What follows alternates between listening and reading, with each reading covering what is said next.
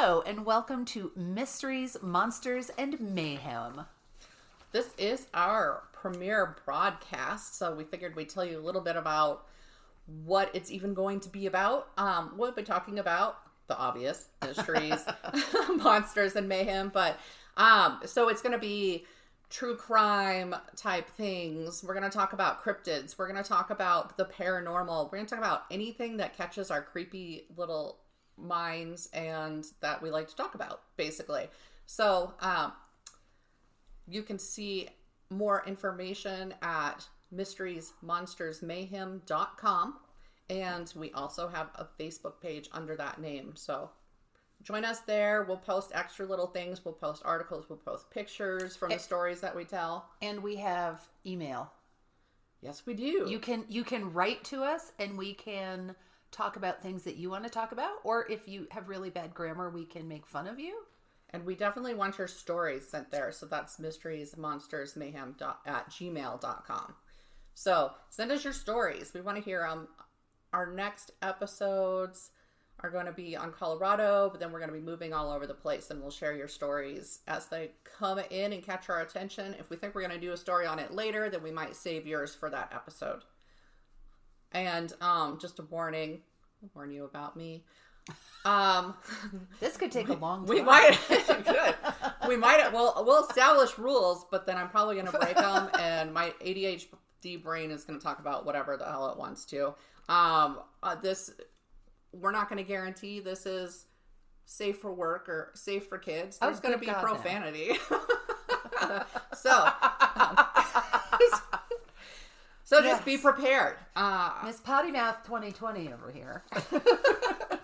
I did have a roommate once when I lived in Virginia Beach who I invited my not yet brother-in-law and sister-in-law, just my friends Ben and Amy over for dinner. And my roommate comes out in the kitchen, and I don't even remember what I said. It wasn't a bad swear, but she looks at them and she goes, "Isn't she such a potty mouth?" And they just looked at her and looked at me, and we all laughed and laughed. I probably said, "Fucking A." It wasn't a bad swear. What do you classify as a bad swear? Well, it wasn't an F-bomb. It wasn't, it was probably like, I think I said shitty or Jesus Christ. Or Jesus H. Christ. Yes. And the H stands for Horatio. Horatio. In our family. My dad always said, Jesus H. Church Mouse. Oh, I like it. Oh, yeah. My Uncle Harold said, Jesus Horatio Christ. I just like to say, Holy Caucasian Jesus. I like that. I think it says everything it needs to say. Okay, so now we've established our swearing credentials. Sorry. They just came out. So what have you been doing this week? Anything interesting? I can't even remember this week. What did I do this week? Well, I work in a, I won't say where I work, but I work part-time in a retail establishment. And I frequently say, I fucking don't understand people. I had a woman come in and she wanted to tell me all about how concerned she is about her lupus diagnosis. And she's had lupus for a couple of years. And I'm thinking to myself, okay, lupus, it's an autoimmune disorder of a sort. I don't know the details, but I know that she's pulling her mask down to tell me how concerned she is about her lupus. And I keep backing up because I'm like, cover your fucking face, you idiot. So you don't want to die, but you're intense enough to tell me about this. Apparently, I look COVID repellent. Like, I'm so nice, I couldn't possibly be sick. I couldn't be Typhoid Mary. Maybe that was my problem when I worked at the restaurant. I worked at a restaurant until mid-August, and of course, they didn't set the actual mask rules around here until I was almost done working there anyway. So, March, April, May. I was a bookkeeper, but I worked as a waitress to fill in whenever we didn't have enough staff. But yeah, that was just, so many people came in to tell me how stupid the mask rules were while they didn't wear a mask in my restaurant. And I was like, well, thank you for endangering me. I appreciate it. You're the 50th person today to tell me how little you're being exposed. But let me tell you about me. So, yeah. I just realized something we didn't do. My name is MB Hartlow. Oh, yeah. I I am a writer, as yet unpublished. I am many things. I like to swear. I like to read. I like to write. I love to cook. I love to procrastinate. I'm a huge fan of Buffy the Vampire Slayer. I love horror comedy. That's all I got right now. That's all you got. That's right. In future, we need to decide whether we're introducing each other or ourselves, huh? I am Shannon Lawrence, and I am a published horror author. I primarily write short stories. I do write in other genres, but it almost always goes back to horror no matter what I start out trying to write. And I could be found on thewarriormuse.com. And let's see, what do? I like hikes. I like long walks on the beach at the sunset, but I don't live near a beach because I'm landlocked here in Colorado. But you'll probably hear about hiking. Here's what you're going to hear about me for the next 5 months now. I have gone back to school. I quit my job and gone back to school to get a business degree, and I'm doing it at an accelerated rate. So this past week, I passed my second final out of a class since October 1st. So I wanted to be going faster, but I don't think that's too shabby to have taken an entire college course. 2 of them. Two of them! So, yeah, that's going to be on my mind. I have 2 teenagers, so you may or may not hear about them, though I try not to talk about them a lot to people because, honor, respect, all that good stuff. And I will talk about my child. Your fruit? My fruit. That's what we call them. Mine are grown up, and one is out of the house and the other is in her senior year of college. So technically she's out of the house because she's there, but and one has really good stories because she works for you get to share that. I have cop siblings, so yes. I'm gonna have to see what they tell me that I'm allowed to share, because there's some good stuff that they tell me about. One of them's now a detective, and he's also SWAT up in Teller County, so he'll have different things. And then my sister's a baby cop in Denver, so good stuff happens in Denver. That's the big city. We're in Colorado Springs. We're the second big city. So, but it's weird down here. It's not big city like. So what have you done in the past week? Well, I'm gonna have to start keeping notes just to corral me. No, so I remember, so people don't think, wow, MB just lies about Tacoma all week. That's right. Rouses I know. herself. It's like, I'm going to have to write it down, because every time somebody says, what have you been up to? I'm like, yeah. I don't know. I swear there were things. But I your know brain that just goes, beep. It does. It just flatlines. Yeah. Like, what do I want to talk about? I think that's part of it. What am I willing to tell people? I'm not going to tell them the bad stuff that happened this week, but I do have something to talk about this week, because I was a panelist at Mile High Con up in Denver. How did that go? It was good. It was fully virtual. It was really well organized. I had my Zoom links for each of my panels ahead of time in an email, so that I could easily just open that email and go when it was time for my panel. I moderated. It was my first time moderating at a con. Wow. I moderated at a writers conference, which tends to be more formal. But not at a fan con, a genre con. So yeah, I didn't get topics I was delighted with to begin with, but they ended up being good. That happens to you every year. I know. You get topics. I never get the ones I want. I didn't even get so I'm a horror author. I got a YA reading, and then all these people I know got the creepypasta horror reading, and I'm like, this person doesn't do anything in horror. They write literary. Why'd they get that? But anyway, so it's because I get it. It's hard to organize a conference. Been there, done that, right?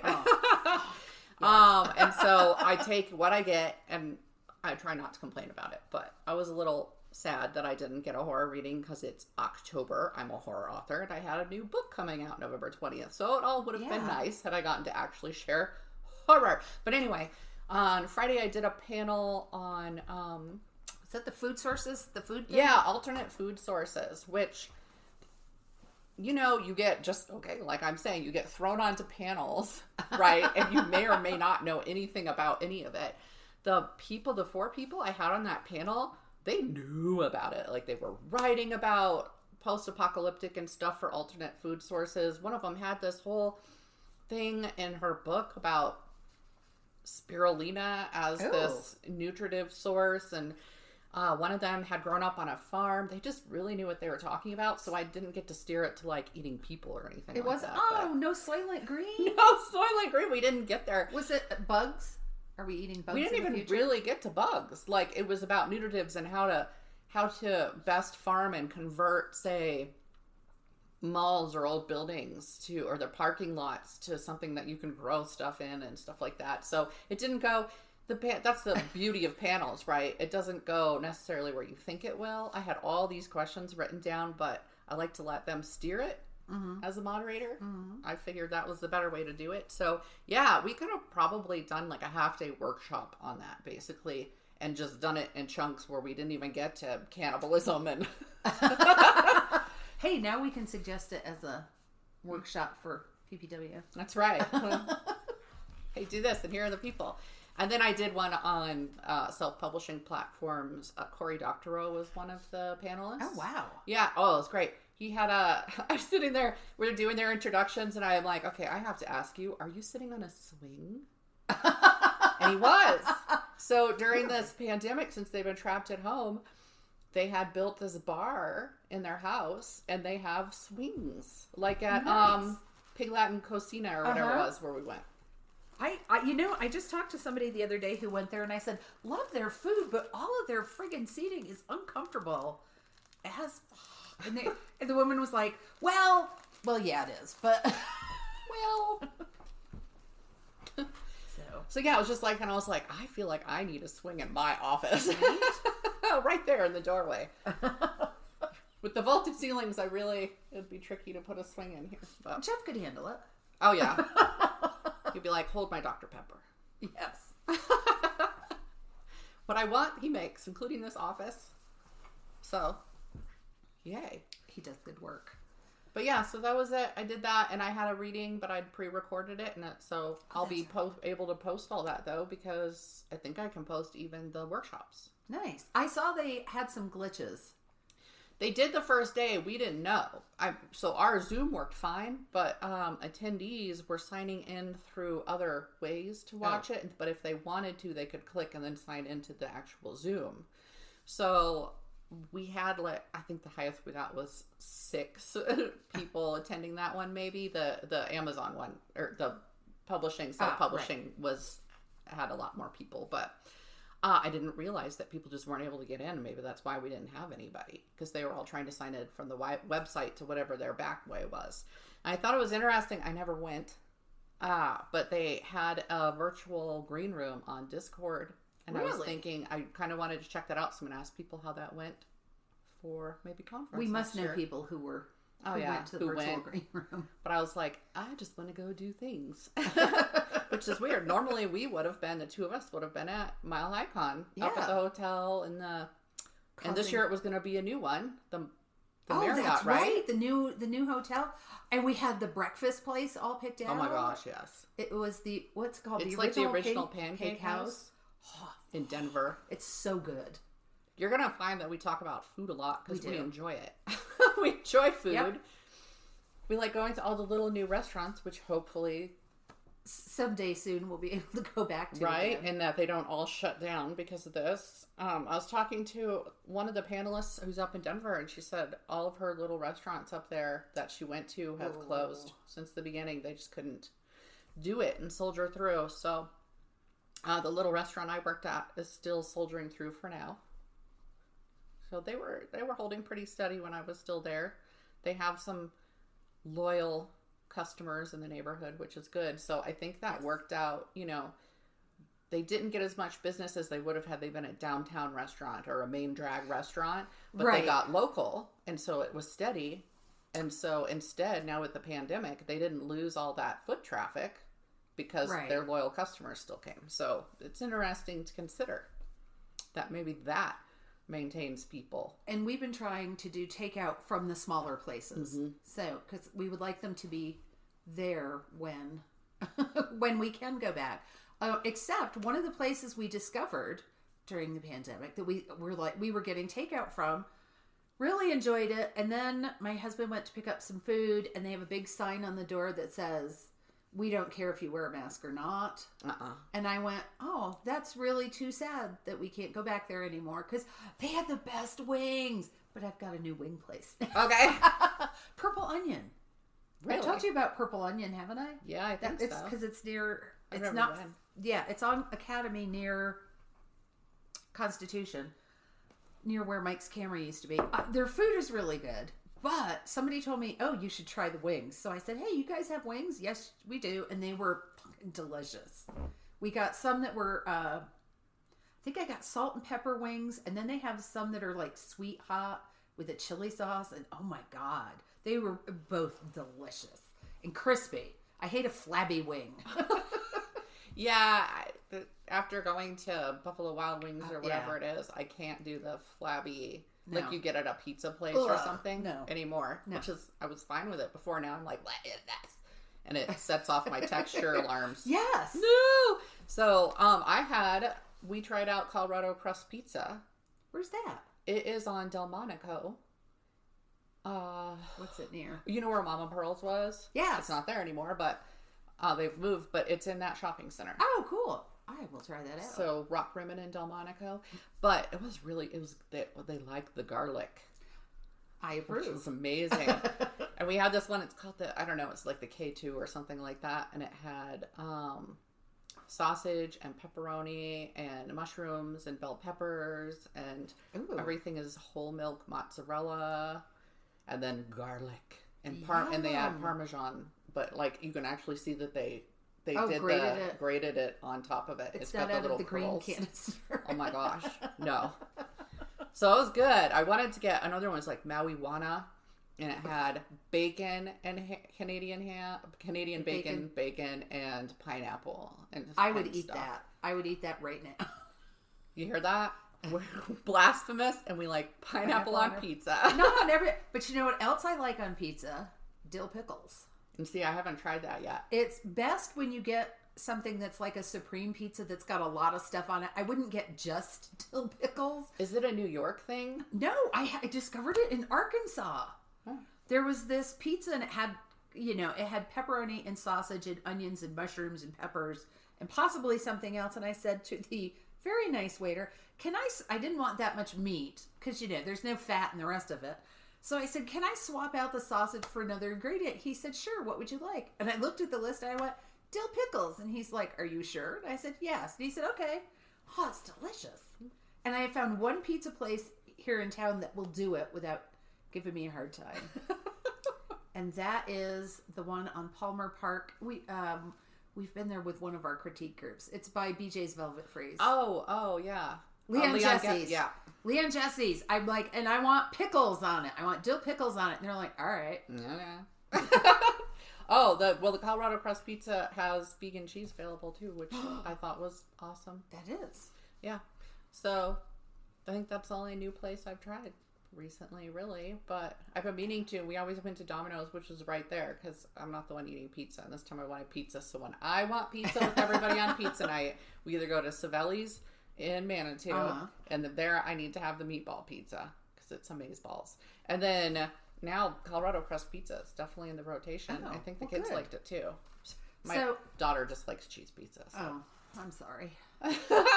We used to have to always get two separate pizzas because thing one is a vegetarian and she wanted jalapenos and mushrooms, which are two toppings her sister won't touch, and her sister always wanted thing two always wanted pepperoni and green olives, which are two toppings the other one won't touch. And I'm like, you two are just so psychotic. Yeah, boy child likes he likes pepperoni and pineapple, and then girl child wants cheese. So we do half and half pizza for them, and then if I'm having pizza, then my husband and I do half and half. Yeah. But yeah, so hers are going to be thing one and thing two. That's her children. Mine are boy child and girl child, because it's just a really good way to separate them right now, I guess. It's easy. So what have you been reading lately?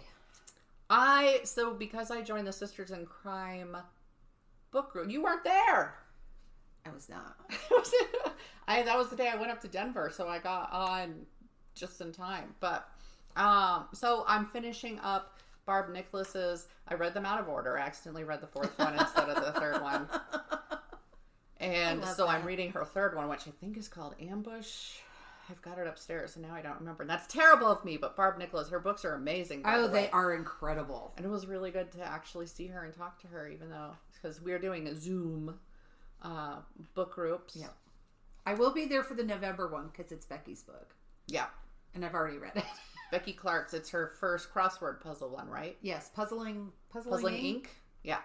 So I need to buy that one, and then I should be there for that one. What are you reading? For shits and giggles, I'm reading a vegan soul food cookbook. Because I thought if anybody can make vegan food good, it's going to be soul food. Have you tried anything from it yet? Have you made it? I have not. I just got it. Just opened it up. But everything sounds so good. So I'll be trying some of those. I'll keep you posted. But I've also been reading The Stepford Wives. Oh, yeah, I read that. Somehow I never read. First of all, it's not a very big book, so I'm not going to be reading it. I think it might be a novella, but I don't know for sure. I don't know. It's because it's not a super long book. I have a hardcover. Oh, I have a funny story about the hardcover. But it's written in such a relatable manner. Considering it came out in 1972, it is amazingly easy to read now. The conversations, the dialogue isn't dated. Mm-hmm. I mean, obviously, they don't have cell phones. They don't have the internet. But it still holds true. So much of it. And the fact that a man was able to write these women... Yeah, I never even really thought about that, but he did a really good job. He was very obviously sympathetic with the main character.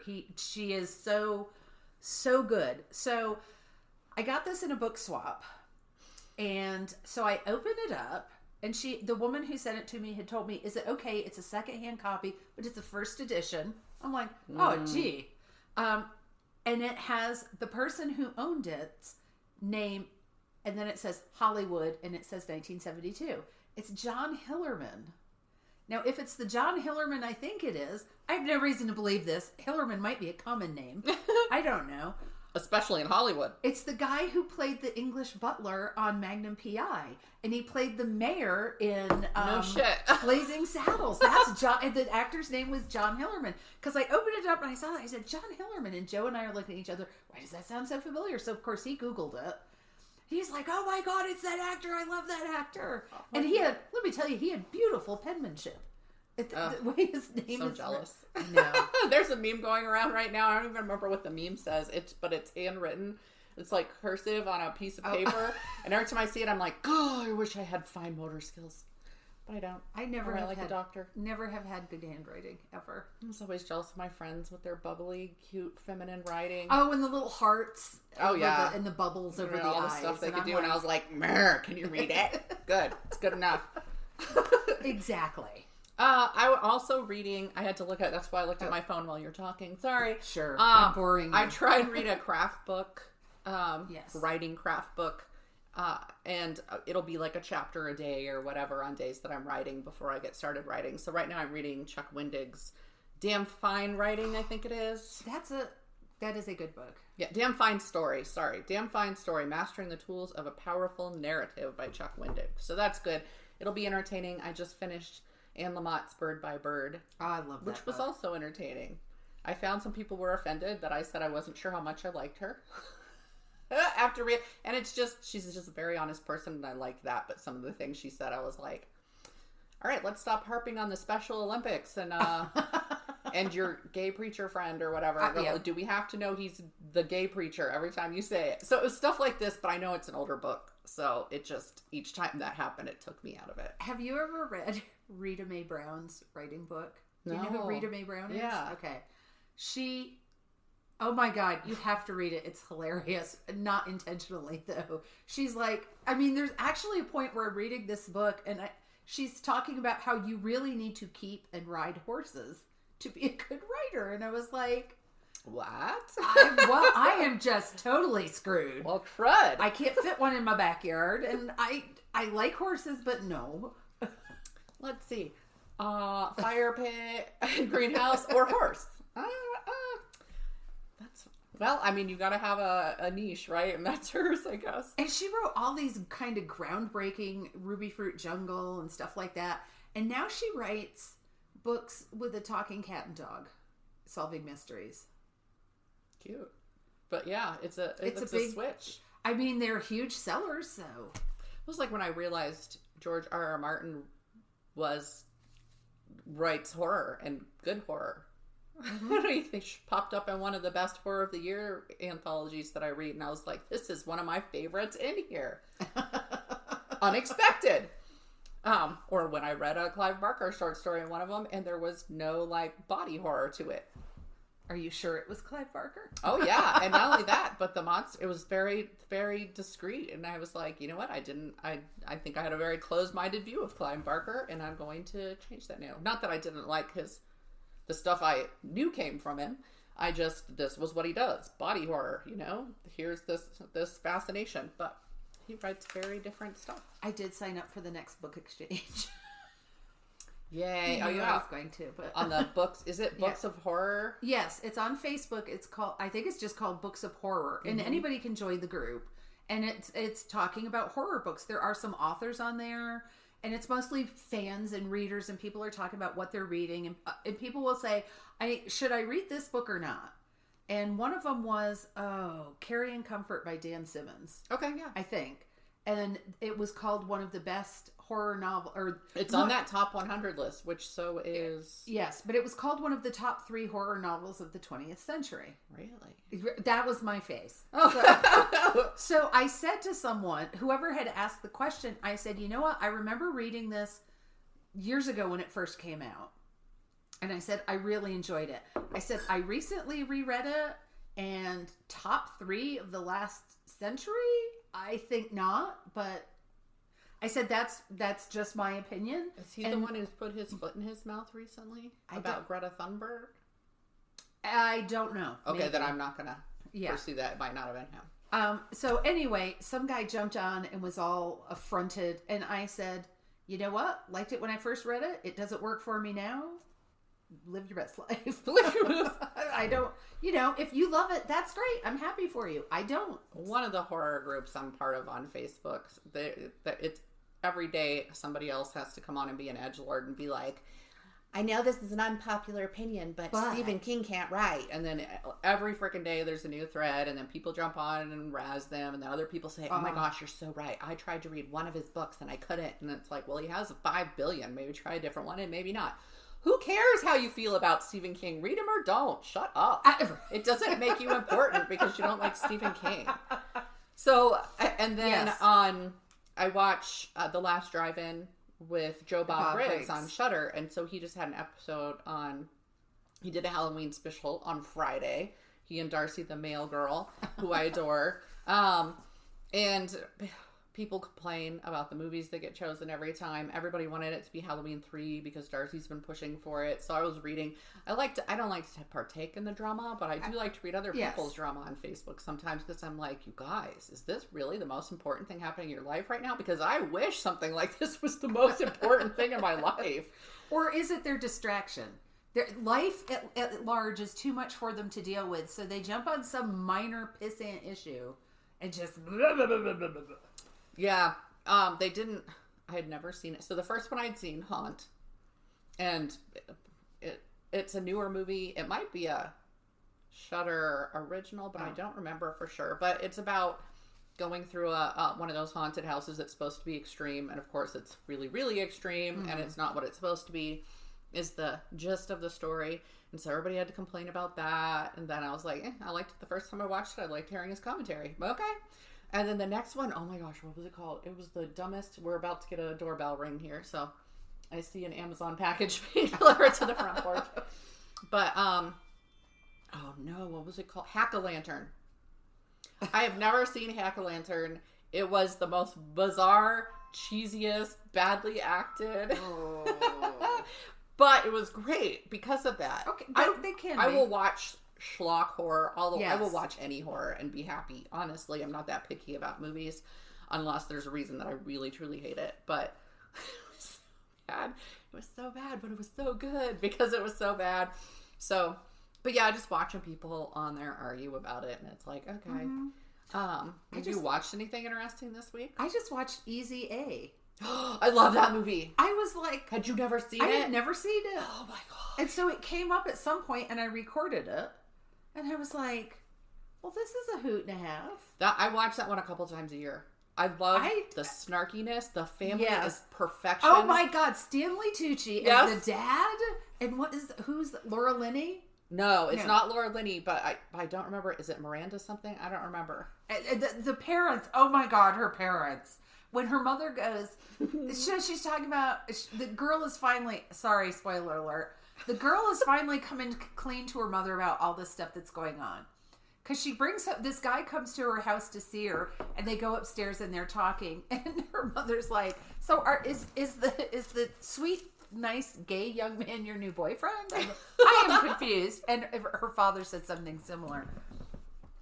But it's when they're like, whatever makes you happy, honey. Yes. So it's toward the end when she's finally confessed to this whole scheme she's been going through at school, and her mother goes, when I was young, I had a bad reputation in school, and her daughter said, is it because you just let people think that? And her mother's like, no, I was a big old slut. I pretty much fucked everybody. So, and she goes, I used to be able to put my legs over my head, and her daughter's just stop, please. And I just laughed and laughed and laughed. We've chatted for half an hour, so probably we should get to our we'll get to the things that you tune in for. Maybe we should just mark it down each day. Here's 31 minutes. If you'd like to fast forward through all of our speaking, then kind of go for it. Do you want to go first, or you go first? Okay, I'll go first. I don't know what you're talking about, so amazing. I know I was gonna do this whole thing, and we could always talk about it a little bit, like just chat. But I was gonna do Gold Camp Road and the tunnels and all the ghostly stuff, and Helen Hunt Falls, which I didn't even know was supposed to be haunted. I've been there a billion times, but then I thought about Heather Dawn Church, who disappeared when she was about the same age as me. And let me see, she disappeared in 1991 from her home. So I looked her up because this has been a big thing to me. I actually have a scrapbook that I'd started making then, and I have one of her missing posters in that scrapbook because at the time I was being followed by some guy in a blue panel van, and he would wait for me at the end of the street, knowing I would walk home through the field from the middle school. Mm-hmm. And he would just drive slowly behind me all the way home. And the next year, when I went to high school, he switched and he would be waiting at my bus stop. And I would just book it home. Did you tell your parents? Probably. That's the thing. I don't remember like the details on that. I must have. And I don't know if they did anything about it. Eventually, partway through my freshman year, he stopped. But I was, at that point, I'd almost been kidnapped twice before in my life. So I was pretty savvy, and he wasn't going to get me, but it was creepy. And then she disappeared, and all I could think was, what if it's him? You know? So anyway, it was a big thing for me. Her picture was everywhere, missing, Heather Dawn Church. And I still remember when they found her, I didn't realize how far apart all of it was. I remember hearing about when they found a part of her, and then when they found the guy who did it. So, what was the time frame? So, it was a 4-year span, which we'll talk about in here. So I remember hearing about it when I moved here, which was in 92. Okay. She disappeared in 91. They found her skull off Rampart Range Road 2 years later. Jesus. And then 2 years later, they found the guy that did it. But here's the thing. I got a little surprised when I looked him up, and I'm not going to tell you because I bet you don't know either. I don't know anything. All right. So I'm going to list the resources first. I used tinyvictims.wordpress.com, which is about young victims of crimes, and an article in the Denver Post by Aaron Emery, and then Murderpedia, which will not only, there's a Murderpedia. I'm like, do you have a pen? I need to write this. I found the serial killer that came after my mom on there, and I was able to say, is this the guy that you've always talked to me about? And she was like, yep, but she doesn't like talking about it, which I understand.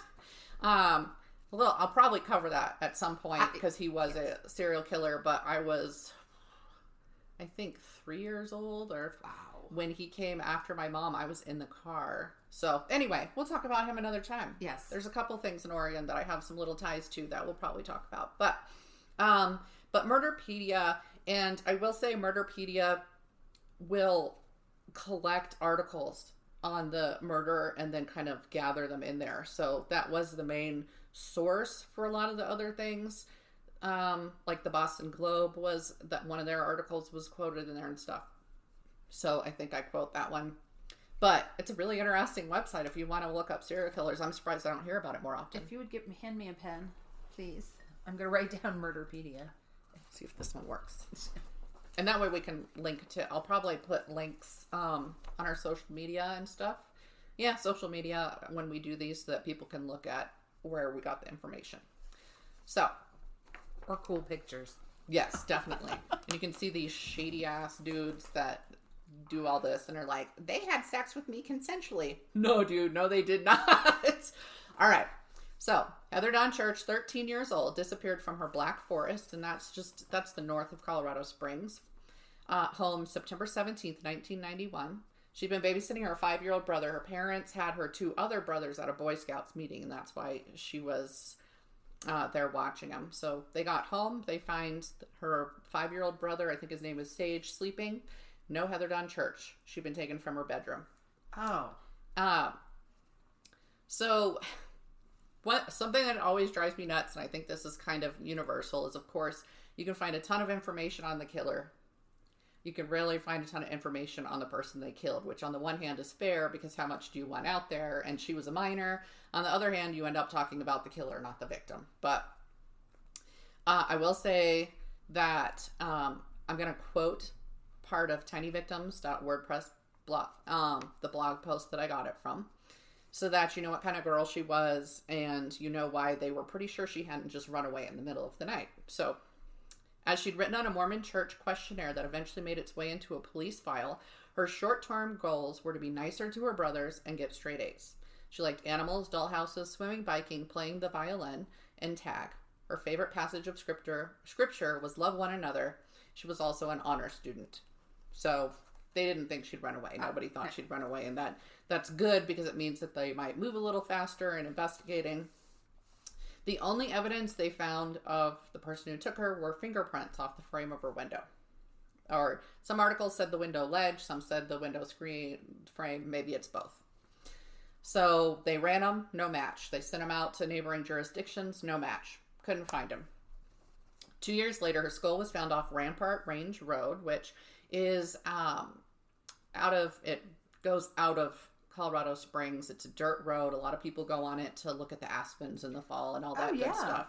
Yeah, it's in the Pike National Forest, and it was about 30 miles from her house. So that's how far she'd been taken. The skull showed she'd been killed by blows to the head. Rest of her body, as far as I know and as far as I could find, never recovered. Just her skull was found. He'd thrown her off the cliff, basically, off the side of the road. So, desperate, police sent the fingerprints to other states. 2 years later, which is 4 after she'd been killed, the fingerprints found a match in Louisiana, which identified Robert Charles Brown. His prints were on file for auto theft and burglary. His mobile home was about half a mile from the Church family home. They didn't know him. See, that's the thing. When they did the news stories back then, I distinctly remember, and this was another thing I was like, that they said it was a neighbor. So I thought it was a neighbor she knew. I thought, he'd come to the door and she knew him and opened it. No, he broke in through her bedroom window. He lived about half a mile down the road in a mobile home, and they didn't know him. So, with only fingerprints as evidence, the police weren't certain they'd get a conviction for him. They questioned him in the hopes of getting a confession, which he ultimately gave, which surprised them because they really felt they would not be able to get that conviction on a couple fingerprints. So, they were surprised. They pressed charges. He's actually serving a life sentence for her death because he pled guilty in order to get the death penalty taken off the table. Right. So he's never given a reason for killing Heather. But a few years later, I think it was in 2000, yes, he confessed to 48 or 49 killings in 9 states between 1970 and 1995. Holy shit. 9 states and South Korea. What was he doing in South Korea? Army medic. Oh my God. So those states with the number he says he killed there were 9 in Colorado, 2 each in New Mexico, California and Oklahoma, 1 in Washington, 17 in Louisiana, which is where he's from, 3 in Mississippi, 7 in Texas, 5 in Arkansas. I don't know if those add up to 48 or 49. He also stated he killed a male soldier in South Korea. I've seen that one article said it was a bar fight, one article said it was over a prostitute. So Stories vary. But that one sounds like, as opposed to the others, that one had a reason. Not like that makes it better, He claims to have killed both men and women throughout. Oh, that's unusual, isn't it? It is unusual. So, in some of them, it was like, in 2 cases, it was couples. He claims. Again, they haven't found something. But, so he was a high school dropout. He'd grown up on a dairy farm in Louisiana. He was either one of 9 or had 9 siblings. Okay. And so they didn't have a lot of money. But he dropped out of high school. He joined the army. Went to South Korea. And I think he only claims that one death in South Korea, but who knows. So in 2000, he started sending letters. He sent a letter to the DA. And just mocking from prison. Obviously, he needed some attention. So the first letter to the DA stated, "The score is you 1, the other team 48. And 7 sacred virgins entombed side by side. Those less worthy are scattered wide." And that's when he started claiming to be a serial killer. And if they were to prove 48, he would actually have the most confirmed kills. Have they proved any of the others? Yes. So we'll get to that here in a minute. Oh my God. Well, so they've confirmed that the information he gave them is stuff the police didn't release. Okay. So they have authenticated it, and they believe then that he's the one. So a cold case team ended up looking into his crimes. Now, they were already formed. They weren't formed for this. One of its members, Lou Smith, was famous for the John Benet Ramsey case. He was the one who said that it could have been somebody who wasn't known to the family or something like that. So he gained national attention. He had long felt that Brown might be a serial killer. His past charges had included arson and cruelty to animals, a lot of burglary and theft, that sort of thing. And that's one of those things you see from these guys. They escalate, right? That's the big thing. Start with little things or peeping or doing all this other stuff, and they escalate. So this group actually became known as the Apple Dumpling Gang, and it included Charlie Hess, who was a former FBI and CIA agent, and Scott Fisher, who was the former publisher of the Colorado Springs Gazette. I didn't know if you'd know that name. No. And there were a bunch of quotes from Terry Makita, who was the sheriff at the time, who was involved in the case.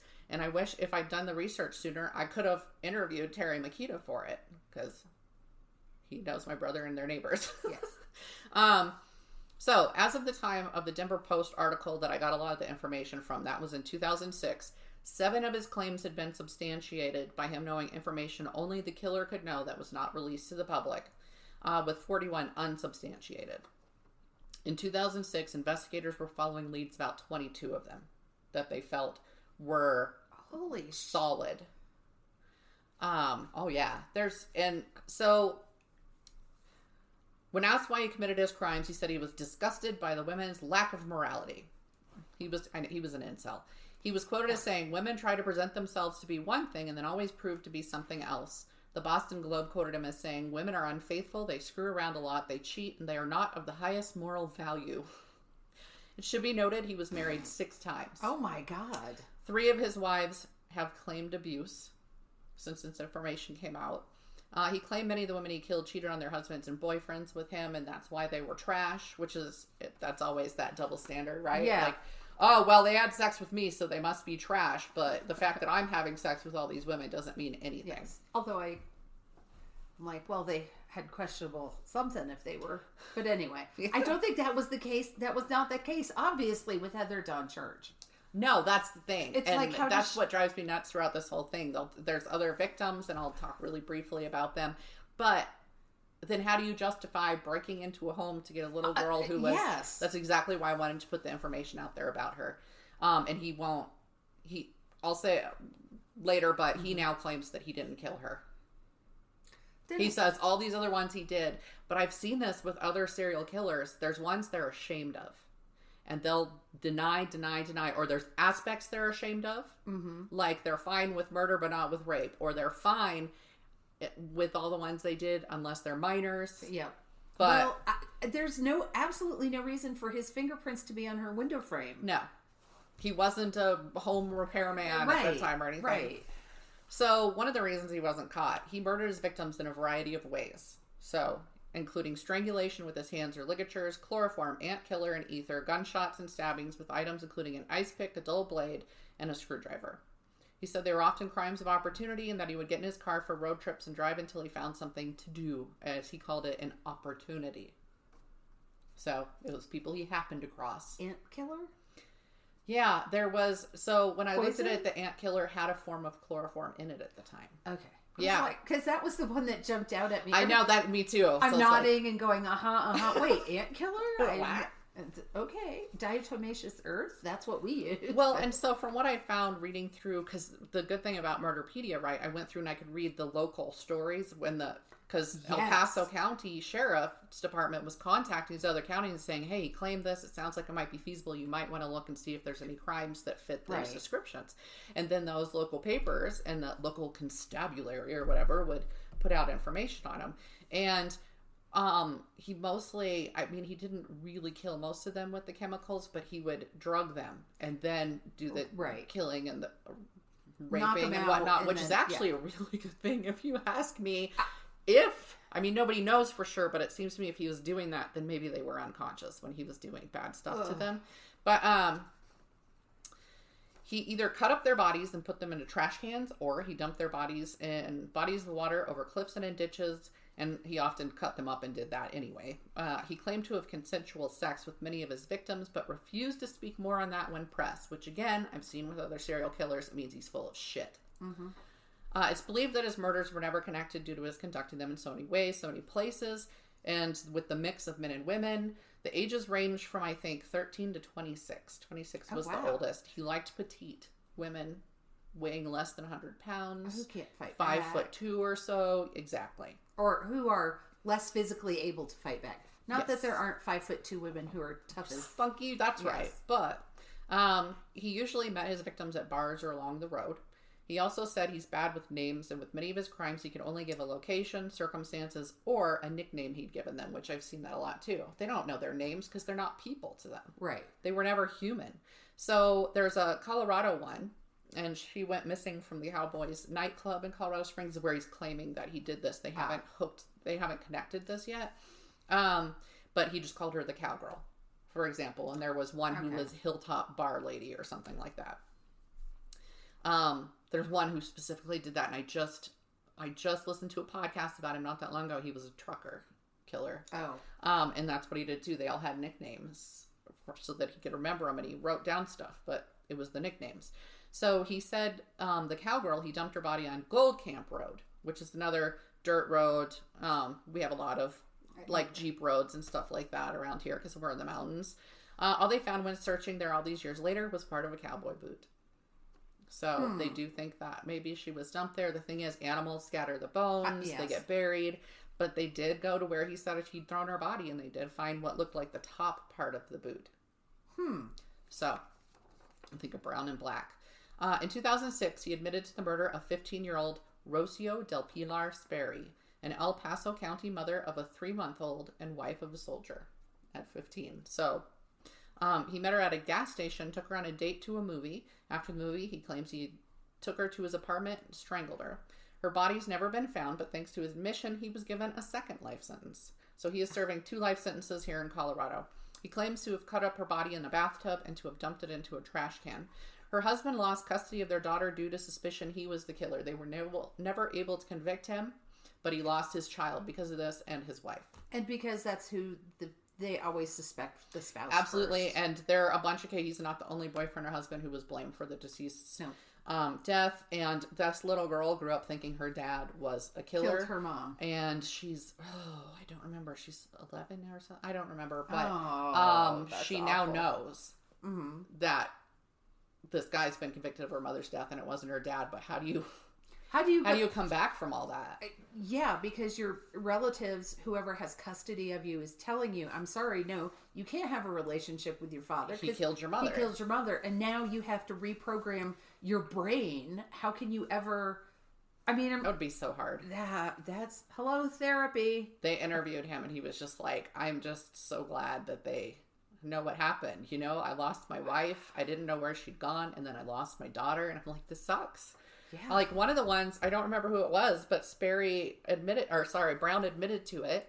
And he was like, yeah, last I heard they were pressing charges on her husband for it. And it's like, you dick. You awful dick. So 2 of his victims lived in an apartment complex in Coushatta, I'm probably saying that wrong, Louisiana, which was owned by his brother. Brown worked there as a maintenance man, which is likely how he came into contact with the 2 victims that lived there. Well, we know one was. I don't know who the other one was because there's 2 other victims in Louisiana that they think.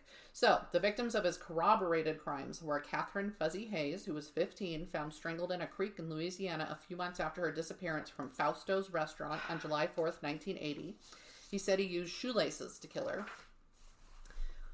Strangulation. Wanda Faye Hudson, 21, found stabbed to death in her Coushatta, Louisiana apartment, May 28th, 1983. He had changed the lock on her door the day before as one of his maintenance assignments.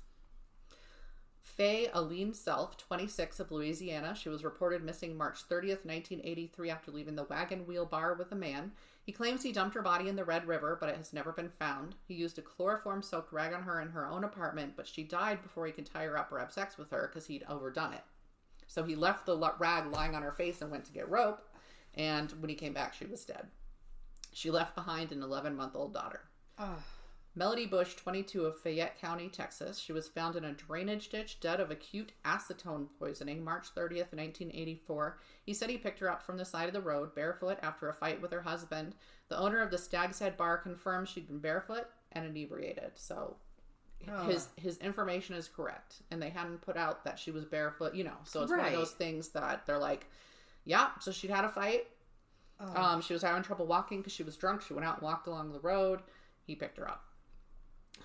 Nydia Itzel Bolivar Mendoza, 17, of Texas. She was reported missing February 2nd, 1984 after leaving the Dames nightclub where she was a dancer. Her dismembered body was found in a ditch alongside a Houston highway a few days later by a man who'd lost his hubcap and went out to find it. Brown claimed to have dismembered her in his hotel bathroom before stuffing her remains in a suitcase, which he wheeled out through the lobby, then went out and dumped the body out. I guess he kept the suitcase. Lisa Lowe, 21, of Arkansas. She was reported missing November 3rd, 1991. Her body was found November 26th of that same year in the St. Francis River. She died of strangulation. Robert Ressler, famous FBI profiler. Pete knows him. He was one of Pete's teachers. We have our own FBI profiler who was the first one to go through the class, Pete Klismet.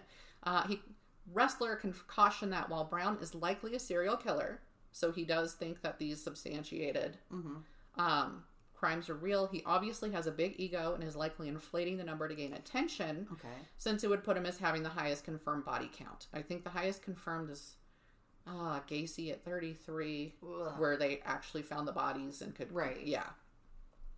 He also, contrary to what Brown said, says these types of sexually violent predators take sex forcefully, so the sex with his victims probably wasn't consensual. So don't believe him and don't give him that ego boost. Though he's confessed to all these other claims, he says he did not actually kill Heather Dunn Church, and maybe he's ashamed. I already said all this stuff. So she certainly didn't fit his idea of the immoral female, right? Well, and some of them were 15. And yeah, 17. But I assume that he legitimized the one because she was 15 and had a child. So to him, that was immoral. Well, fuck you, dude. And what about the one in her apartment? What did she do wrong? She was just living there. Yeah. So, yeah, he's full of crap. And she they probably often looked are. at him funny. Right. Or she was probably wearing something or gave him the wrong look or said the wrong thing, so she was a slut.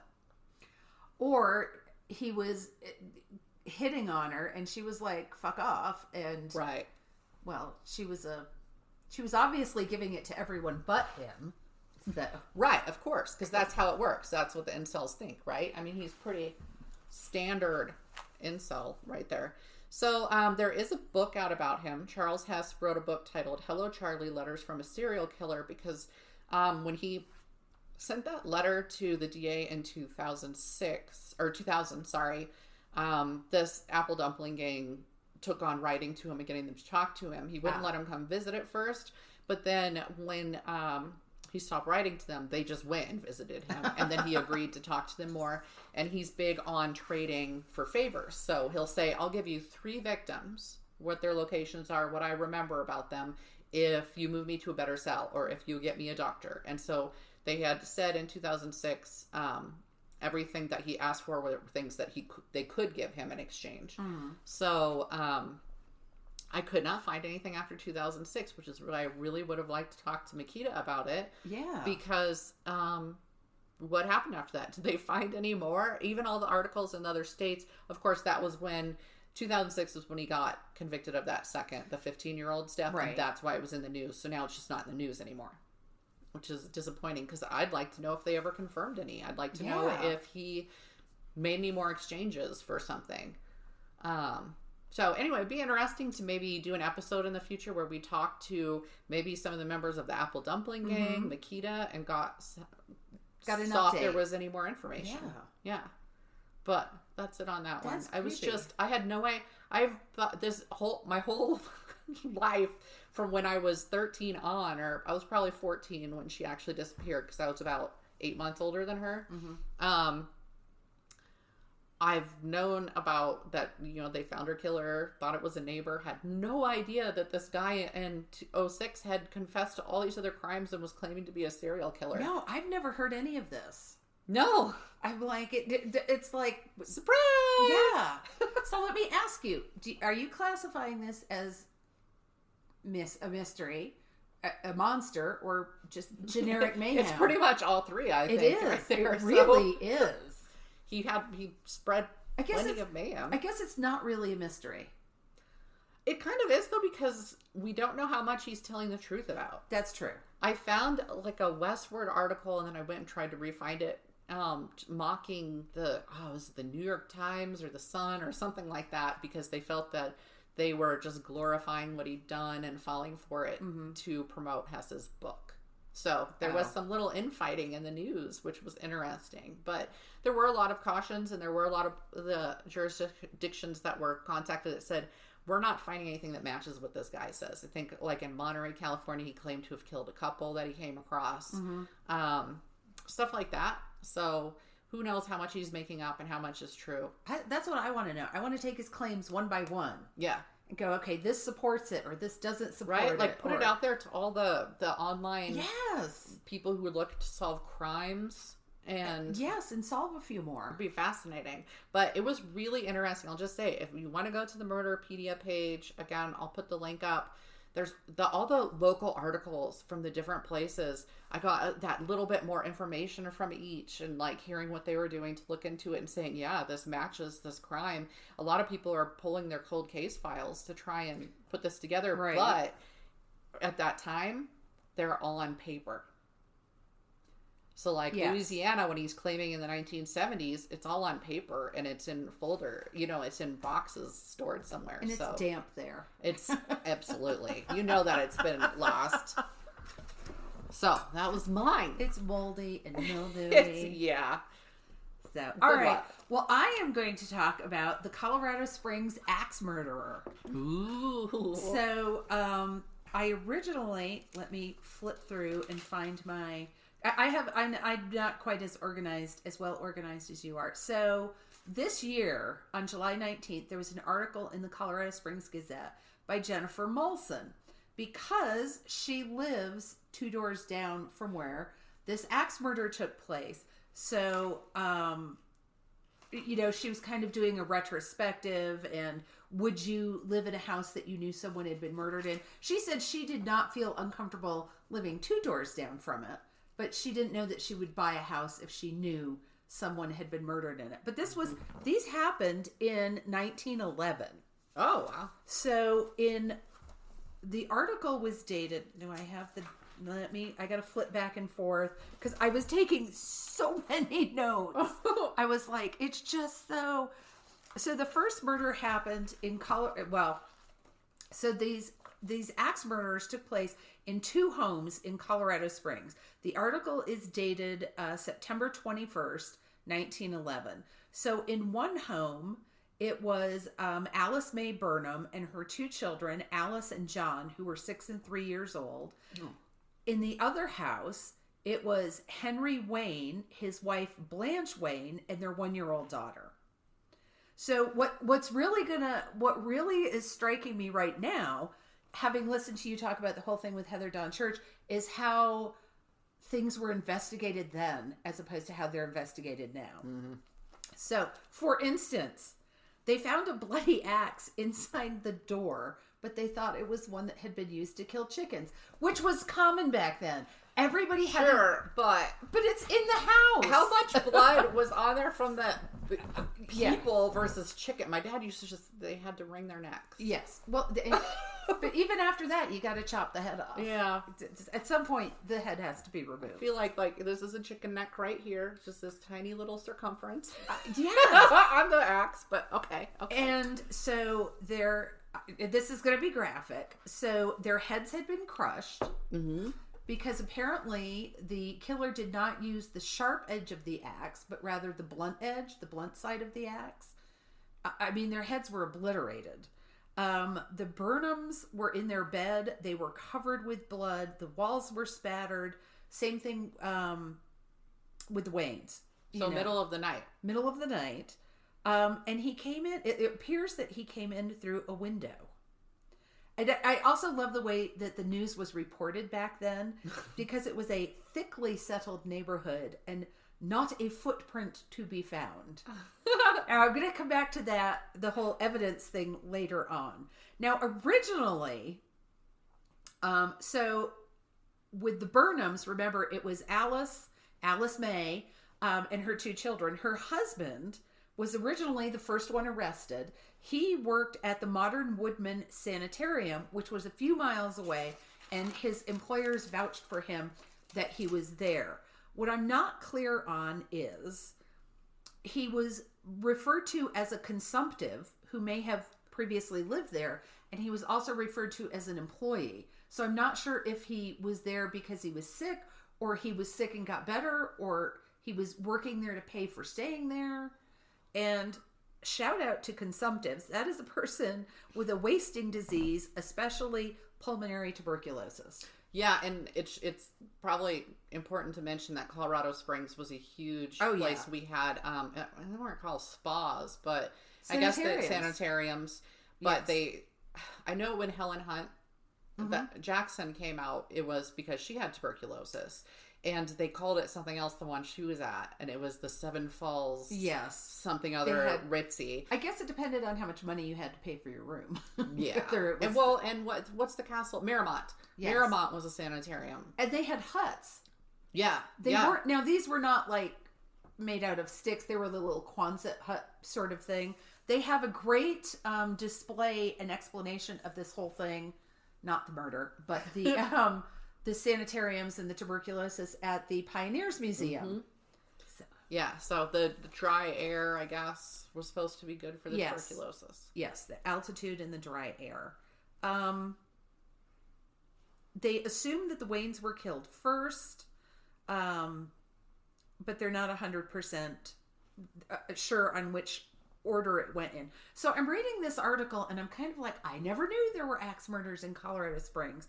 So she goes on to say that in 2007, a retired Colorado Springs police investigator, Dwight Havercorn, looked at axe murders from the West Coast to the Midwest. And he found similar murders in the same time frame, always with an axe from a nearby yard and always near the railroad. But there's no hard evidence like fingerprints to connect them. So it's really interesting. One of these, and I can't remember which one, in one of these Colorado Springs murders, there was an ink, because he went in through the window, there was an ink bottle spilled. And there was actual ink on the axe handle, although an attempt had been made to clean up the ink. So not only was there chicken, was it the same one that they thought was chicken blood? They were like, yeah, the chickens were using the ink, and that's why it's on the axe. So did I get the...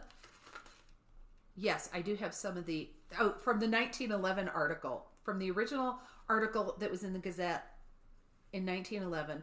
Some of the purple prose. Hundreds flocked to the scene of the wholesale murder.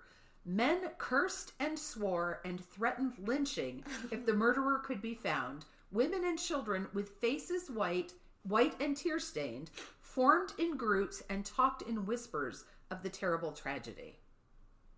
So now the doors at both homes were locked, but at the Waynes' house, they thought they found a lock pick. They found some twisted wire. And I'm like, if you're leaving an axe in the yard, how hard is it to leave a piece of twisted wire in your yard? I don't know.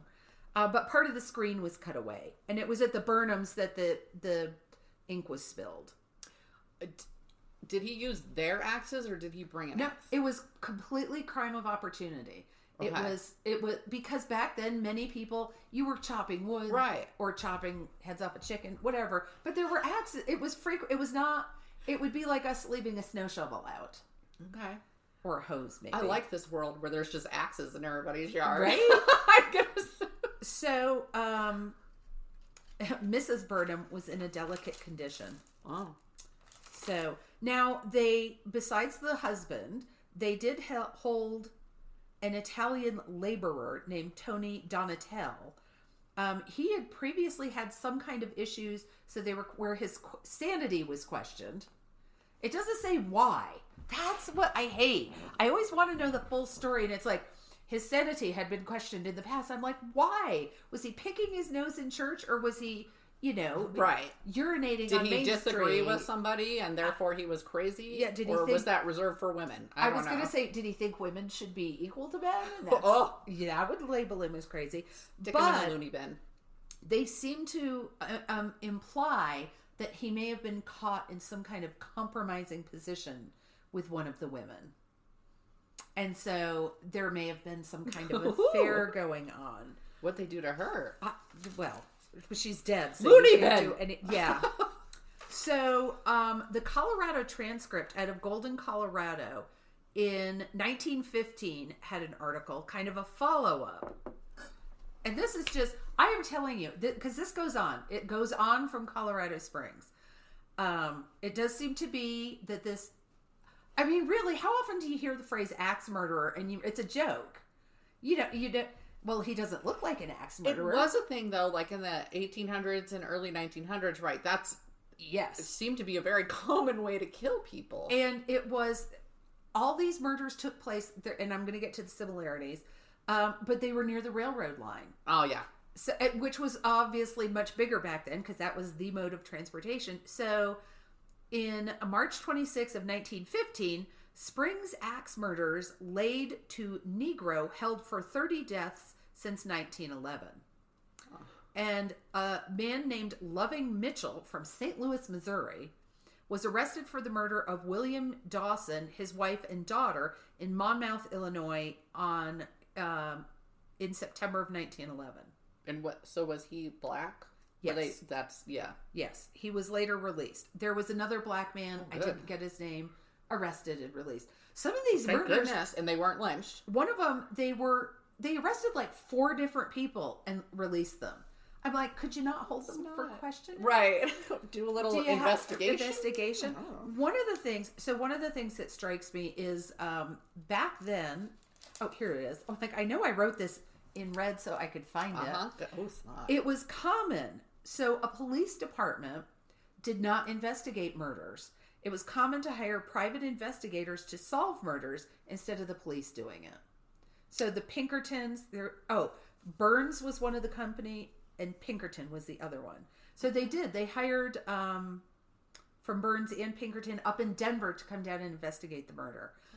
But there's a Denver Post article, so then we're going to travel forward a little bit to 2007. This was an article by Aaron Emery in the Denver Post. There were a lot of assumptions that I could not substantiate, but then they're referenced over and over again. So I'm like, somewhere, somehow, I'm gonna give it to you on good faith. One of the things is that whoever did this, and I found this in a couple of different places, a couple of weird things. It wasn't that he hit him with an axe and killed him. He obliterated their heads.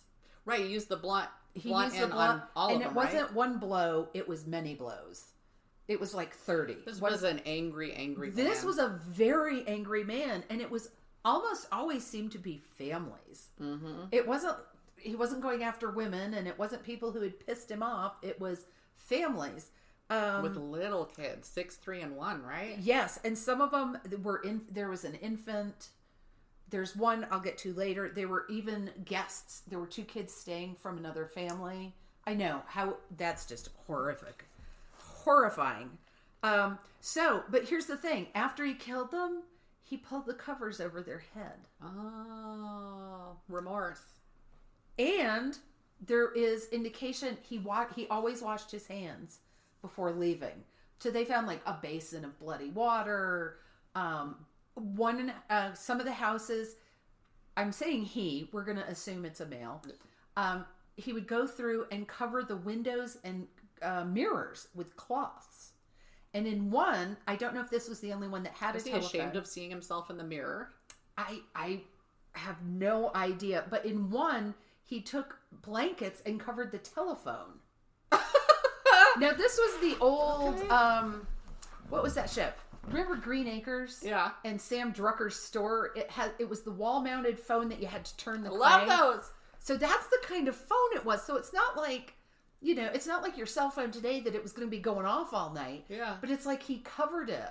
So, and they don't know if he didn't want them to be woken up by the sound of the phone ringing, or he somehow didn't want the spirits.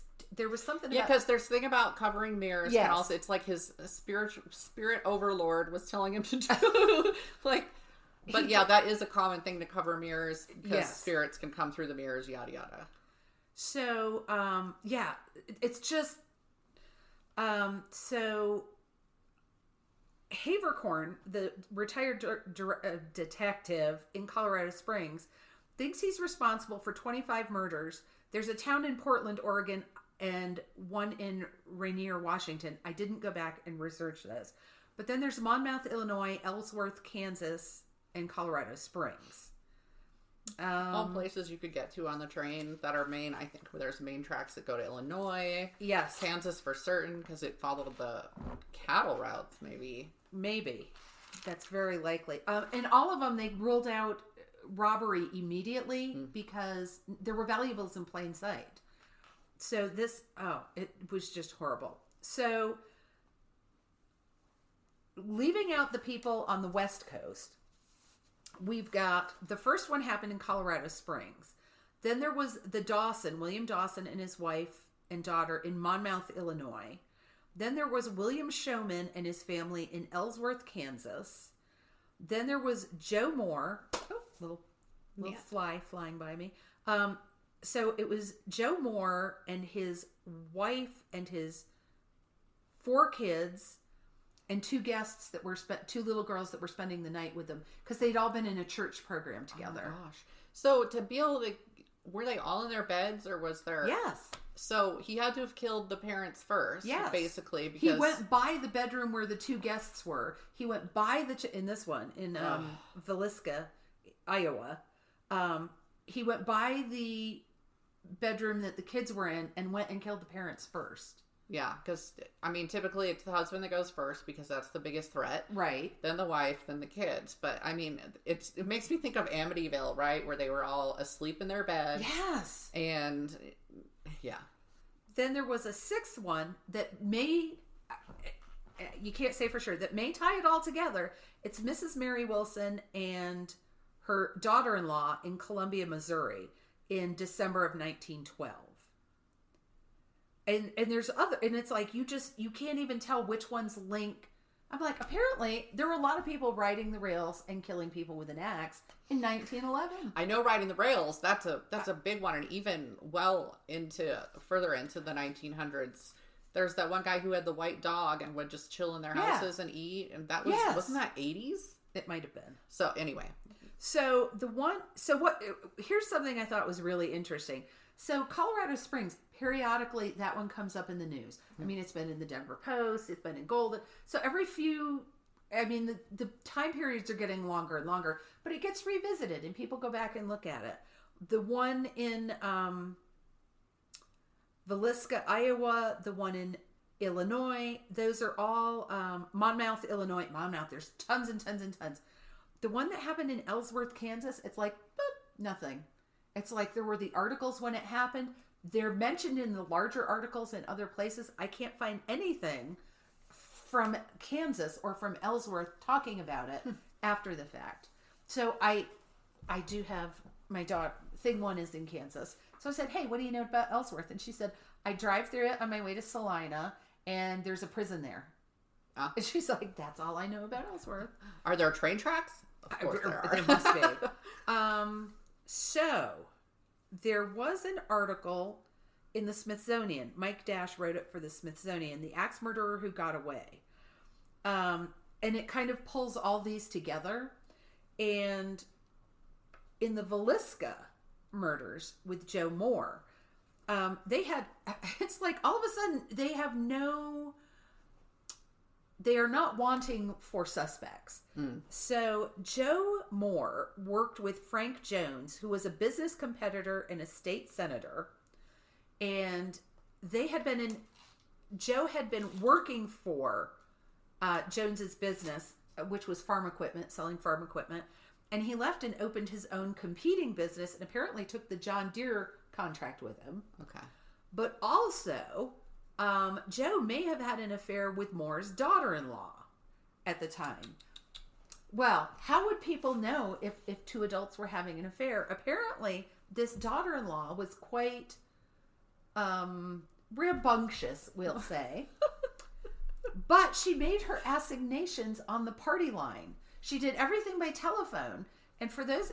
I love that so much. And anybody who's listening who doesn't know what a party line is, it used to be, and I can remember because we had one when I was little, you shared the phone line with 3, 4, 5, 6 neighbors. So if you picked up, you could hear somebody talking. You could hear your neighbor talking to whoever they were talking to. The nosy in me loves that. The insanely private person that I am hates that because I would just never talk on the phone. Right? I'd be like, go, carrier pigeon, go. So, yeah, that's how she would make these, set this up. Call, say, hey, Bob, meet me at the motel. God. On the party line. And they used to have operators. She wanted to be caught. Yes, she did. So they thought that they said Moore was 57, so possibly too old to be the killer. And I'm like, I don't think. Okay, but a 57 was crotchetier back in 1911, right? That means he was born in the mid 1850s. Yeah. So, okay. Aging was a bit different back then. Malnutrition and all that good stuff. So they found a hired killer that they thought that he had hired, but that man had an alibi. Stone cold solid alibi. He was working. So then, oh my God. Then we come to this. So they still don't know whether or not Jones did it. Then we have this suspect number 2. His name was Lynn George Jacqueline Kelly. And a lot of people think he did it. He was an English immigrant, a preacher, a known sexual deviant with a record of mental problems. And I don't know. Of course, there's no detail. I'm like, he's a sexual deviant. That could mean absolutely anything. We know nothing. A lot of things that we would know. Sexual deviant. Yes. Did not have sex in missionary position. Yes.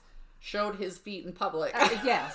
Things we wouldn't consider deviant today might have been considered then. Also, he has a record of mental problems. He did admit he was in town when it happened, and he was left-handed, which the coroner had decided that whoever committed the murder from the angle must have been left-handed. One of the reasons in where was this? I can't remember if it's in the Monmouth, Illinois, or Villisca, Iowa. There was a population in the town of about 2,000 at the time. They estimate 100 people tramped through the crime scene, came to the house to look. Oh my God. At the crime scene. Not to mention, the law enforcement officials alone, there were like a dozen of those. They were there like, we just stepped through the blood. No big deal. Yeah, no Let's big just deal. track those bloody footprints. There were people who stole skull fragments as a souvenir. So, one of the things that this little Lynn George Jacqueline Kelly, he came back and posed as a federal marshal so he could tour the crime scene. Oh, that is that's textbook right there. Right. He had been accused in the town, like a couple of days before it happened, of being a peeping Tom. Oh my God! Keep in mind, this man is a preacher. He had been assigned different places by the church. Mm-hmm. And people were like, is that the preacher peeping in the windows? He was also a little guy. He was 5 foot tall. And weighed like 100 pounds. So open your mouth. Hello, Father.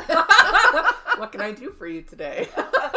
So one of the arguments against it being him was that he couldn't have swung the axe high enough to hit this. Because a lot of times it was so furious. The act itself was so furious. Whoever it was swung the axe up. And remember, the sharp pointy side was pointing up. So there are all these marks in the ceiling. Why? Was he weak? Did he have... Well, he was only 5 foot tall.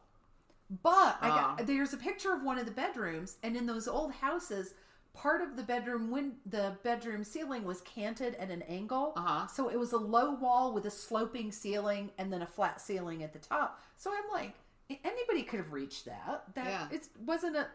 And I'm like, an axe is, you got to figure a couple of feet long, so... Well, in these older houses, the ceilings are lower. Exactly. So, then, he confessed... But then he recanted. Oh, of course. And the grand jury, they convened 2 grand juries. And the first one was completely hung. And the second one, they could not come to a unanimous decision.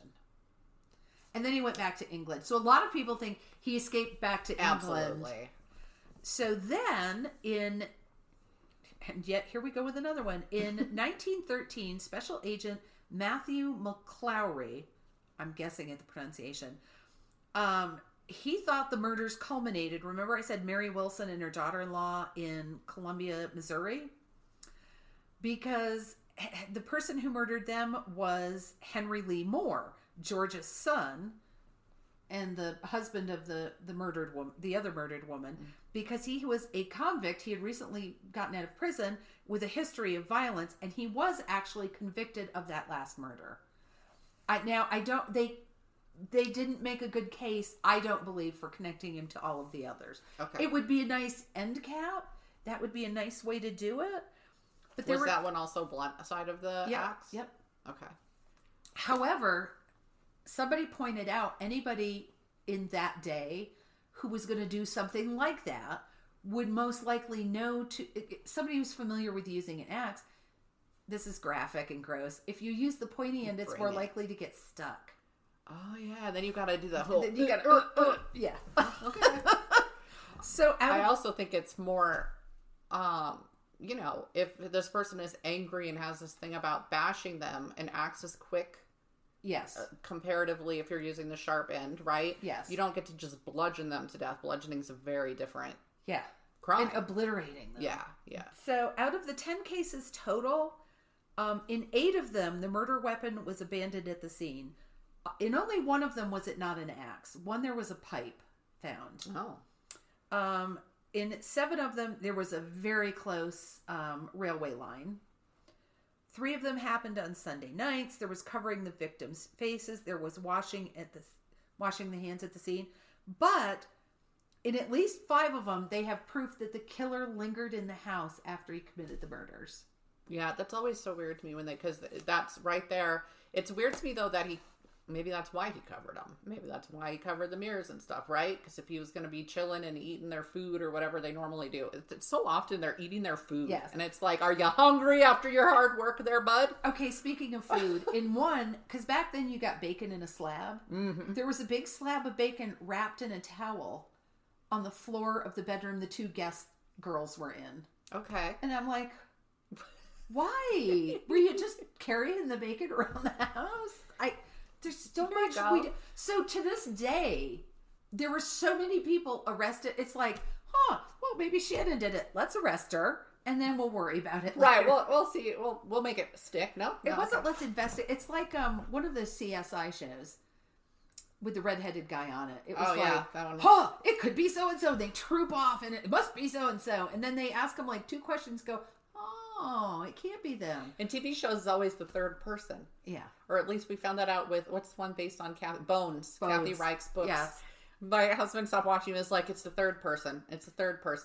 I'm over this. So he stopped watching it before I did. So yeah, to this day, this has not been definitively solved. There's been scholarly papers written on it. And it's like, what interests me also is that it's where it stopped. It went to the Midwest. It didn't go east. Why would they stop there? Was there a line that stopped there? I mean, if that was like the main end of the line and then you had to hop on a different line to go There were so many railroads back then because that was the mode of transportation and how you transported goods and... Well, in Illinois, surely there would have been like a big hub around Chicago, right? Yeah. And even Denver would have been a hub of sorts, but maybe not to the east. So maybe in the future, I will do one and I will look at 1911 axe murders east of the Mississippi. Right? See if they continue on and nobody followed it up. I feel like we need to send both these stories to the Murder Squad, which is a podcast that has he ended up being a cold case detective, I think, and a journalist. But they actively do stories like this to put out the information to then confirm the victims, do the actual investigative stuff. They have I think they call them citizen investigators or something like that. Citizen detectives that watch the show or listen to the show. Sorry, it's a podcast. But I wonder if they'd get anything on this one just because it is so, it's over 100 years ago. I think they've done a couple old ones, but usually it is the more recent ones. I wonder if they could look into and get more information. I mean, surely this ex-detective who lives here in Colorado Springs. Yes, that one, yours sounds perfect for it. I still think we should send it both and see what happens. Maybe they cover it, maybe they don't. Yeah. Hey, hook us up, and then we'll follow up after you do your thing. Right? And who knew? I had no idea. We were such an axe-murdering people in the... axe-murdering people. In the 1911s. I mean, that was the weapon. I mean, people have been killing people forever. Right. Bones, dinosaur bone. No. Dinosaur bones. Or choking on a dinosaur bone. When you're eating wings. I'm sure there was plenty of strangulation back then. Right. It just seems to me so much... I mean, there are so many ways to kill somebody that isn't going to get you covered with blood. Yeah.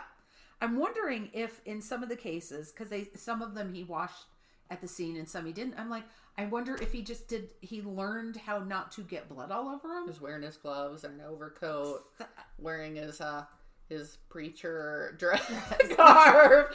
Hello, Father. What are you doing outside my window and why are you covered in blood and scalp? And a couple of them, there was a woman who was a telephone operator who heard someone outside her door trying her lock, but they went away because they couldn't get in. Good for her for locking her door back in that day. And there was a family who woke up because they heard something in the night and found an intruder fleeing out a window. I would never sleep again. No. If I found an intruder... First of all, if I found an intruder fleeing out a window, that's just it. Never going to sleep again. But to find out, the next day or a couple days later, oh, your neighbor was scared, or somebody... butchered. Was smashed to death. Bludgeoned. Yeah, that's upsetting. It's just... Right. So... I think we could. Are we wrapping up? Yeah, we're wrapping up. Okay. What do we want to do to wrap up? I don't know. Do we want to hum a theme song? You'd all love Can we that. do the Addams Family song? Is that protected? I would like to open and close the show with the Addams Family song. That would be wonderful. But it might be copyright protected. It might. Which it we might would not. have to respect. But we can always add music in. Okay, here. Implied Addams Family music. Play the Halloween theme. Is that protected? I don't know. What's this? What's this? Oh, that would be perfect. I wonder if we could do, because you can use... now that's more recent. That probably is protected. Probably. Darn it. All the X-Files theme, Twilight Zone theme, so many good themes. Yes. Maybe Twilight Zone theme isn't protected anymore. I don't remember. So... That was good stuff. Our next episode, we're going to be talking about, instead of just Colorado Springs, we figured for our first episode, let's hit home. Let's look around at what happened here. And gee, aren't we so glad?